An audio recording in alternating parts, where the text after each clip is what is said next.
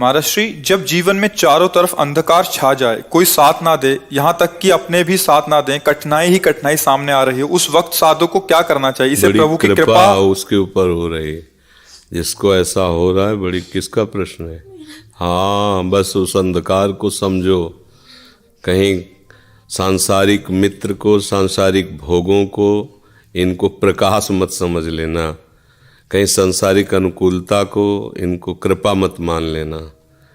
वास्तविक बात है, जब हमारा इस संसार में कोई हितैषी न दिखाई दे, कोई प्रिय न दिखाई दे, कुछ अपना न दिखाई दे, तब एक रास्ता बचता है जो असली है, वो है प्रभु का। उनको स्वीकार कर ले। सब यहाँ कोई प्रिय नहीं। तुमसे जो प्यार करेगा शोषण करने के लिए, उसको कुछ तुम में दिखाई देगा, इसलिए तुमसे प्यार करेगा। तन धन कुछ भी, अगर उसको कुछ नहीं नजर आएगा तो तुम्हें कितना भी प्यार करता रहो, अंगूठा दिखा देगा। कोई भी, यहाँ कोई प्यार व्यार नहीं, सब नाटक चलता है। केवल अपनी वासना की पूर्ति के लिए ही कोई किसी से प्यार करता है। अगर वासना की पूर्ति शब्द हटा दिया जाए तो प्यार की असलियत हो जाए। किसी से भी, दोस्त दोस्त से, किसी से, किसी का भी किसी से प्यार हो। अपने लोग कोई बाबा जी आकाश से नहीं बने हैं, यहीं पैदा गृहस्थी में हुए, संसार में ही पढ़े लिखे हैं, संसार में ही रहे, संसार का ही खाया, अब भी संसार में ही है, सब पता है। कोई किसी से प्यार नहीं करता। अपनी वासनाओं की पूर्ति जहाँ होती है, हमें अच्छा लग रहा है इसलिए मुझसे प्यार करते हैं। जिस दिन हमें अच्छा नहीं लगा, उस दिन हम हर वो बात करेंगे जिससे हमसे दूर हो जाए। ये प्यार है क्या? प्रभु का आश्रय लेकर प्रभु का नाम जप करो। और अगर संसार में गृहस्थ में भी जाना है तो उनसे प्रार्थना करो कि प्रभु हमें ऐसा परिवार मिले जो आपकी भक्ति से युक्त हो, आपके धर्म से युक्त हो। ये तभी मिलेगा जब आप धर्म से युक्त रहेंगे, आप सुरक्षित रहेंगे, आप पवित्र रहेंगे। यदि आपने अपने पहले ही जो सामग्री अर्पित करनी है, वो पूजा की सामग्री अपवित्र कर दी, तो आप पूजा लायक ही नहीं रही, तो पूजा क्या होगी? समझ, हमारे इशारे को समझ रहे ना। जब तक ब्याह ना हो तब तक हर बच्चा बच्ची को पवित्र रहना चाहिए। व्यवहार करो, मित्रता करो, हमें कोई विरोध बात नहीं।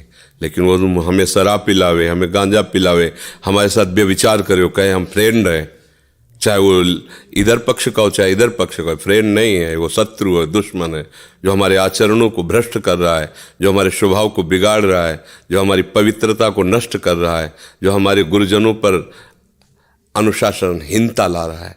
हम माता पिता का अनुशासन, शास्त्र का अनुशासन, धर्म का अनुशासन छोड़ करके मनमानी आचरण करें, अंधेरा ही अंधेरा है, फिर क्या है? ये संसार भी तुम्हारे लिए सुखद हो जाएगा। धर्म से चलो, पवित्रता से चलो। किसी भी नशे में कोई सुख नहीं है।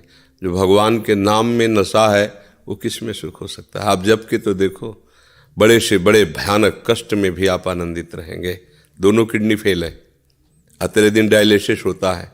कितना कष्ट होता है किडनी फेलियर, कोई वही जानता है जिसकी किडनी फेल होती है। आपके सामने बैठे हैं, बात कर रहे हैं, कष्ट में है, इस समय वर्तमान में भी कष्ट में है। क्या कर? अगर प्रभु के नाम का और प्रभु के चरणों का भरोसा ना, तो अभी धज्जियां उड़ जाए हमारी, अभी हम डिप्रेशन में पहुंच जाएं। ये हर समय आनंद रहते हैं। और 2 बजे से चल रही दिनचर्या, 2 बजे रात से 8-9 बजे शयन करो, 1:30 बजे उठ जाओ अपनी दिनचर्या।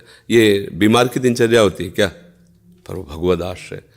आप ऐसे मित्र को मित्र बनाओ जो हर परिस्थिति में आपका सहयोग करे। वो केवल श्री कृष्ण है, वो केवल प्रभु हैं, दूसरा कोई नहीं है। अब ये बात अभी समझ में नहीं आएगी, क्योंकि जैसे यौवन अवस्था होती है, प्रमाद स्थिति होती है, भोगों में सुख लगता है, तो ये सब भगवान और भगवान की बातें सब ऐसे लगती हैं। लेकिन एक समय आता है जब केवल यही बात समझ में आती कि हाँ, यही है अपने, दूसरा कोई नहीं है। यहाँ जो जितना भी प्यार, जितना भी मंगलमय दिखाई दे रहा है ना, वो सब चंद क्षणों का। जिस दिन तुम्हारे पुण्य नष्ट हुए तो वही मित्र शत्रु बन जाएगा, वही भोग तुम्हें जलाने वाला बन जाएगा, कोई तुम्हें पूछने वाला नहीं होगा, पक्का। हम छोटे थे तो एक रिश्तेदार के यहाँ गए थे। गर्मियों की छुट्टी में बच्चे जाते हैं ना अपने संबंधियों के यहाँ, 1 महीना की छुट्टी होती है, तो वही घूमने का अवसर मिलता है, तो परिवार के सदस्य जन छूट दे देते हैं। बहन के यहाँ, मौसी के यहाँ, मामा के, ऐसे। तो बहन के यहाँ गए थे, तो बहन की जो पति की बहन होती है, उसे नंद कहते हैं, वो उनके यहाँ ले गई थी। तो उनके यहाँ हम गए हुए थे, तो एक कमरे में देखा एक नौजवान व्यक्ति पड़ा हुआ था। वो शायद उनकी ननंद के पति थे। तो उनको पता नहीं क्या लगा, भगवान की प्रेरणा, हम तो बच्चे ही थे, तो हमें बुलाया, ऐसे नज़दीक गए तो रोने लगे। उनका बच्चा अब हमारी कोई बात नहीं सुनता, तो हमें मन में है आपसे बता दें। तो शायद हमें भगवान उदाहरण देना चाहते होंगे, इसीलिए सुनवाया होगा, नहीं तो हम बच्चा थे, उनका कोई सपोर्ट तो कर ही नहीं सकते थे। उनका बच्चा है, जो बिल्डिंग देख रहे हो ना, ये मेरी बनवाई हुई है, वो मेरी पत्नी है। और वो टाकीज के सामने मेरी चाय समोसा पान इसकी दुकान थी, और मैं सुबह से शाम तक मेहनत करता। तो यही पत्नी हमारे मोजे जूते उतार करके हमें प्यार करती थी। हमारे शरीर में लकवा मार गया, अब हम उठ नहीं सकते। बोले 2 रोटी से ज़्यादा भोजन नहीं देती, और कहती ज़्यादा देंगे तो बार बार शौच करोगे, हमें फेंकना पड़ेगा। बोले हमको मारती भी है, हमसे बात नहीं करती, चिल्लाते रहते हैं, हमारे सामने दूसरे पुरुष को बुलाती, बात करती ऐसा।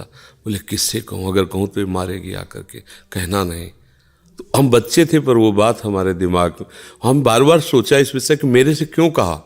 तो शायद मुझे शिक्षा भगवान दिलाना चाहते थे, एक उदाहरण हमारे दिमाग में।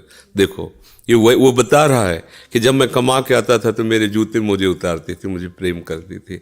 आज वही पत्नी है, मेरा ही सब वैभव है, मुझे रोटी भर पेट है, क्योंकि लकवा मार गया, शरीर बेकार हो गया, अब वो पड़ा ऐसे। अब उस व्यक्ति का कौन मित्र होगा? कोई प्यार से बात, तभी तो हम बच्चे थे, हमें बुलाया, कोई प्यार से बात नहीं कर सकता। वही व्यक्ति है जिसने अपने जीवन को सजाने की चेष्टा की।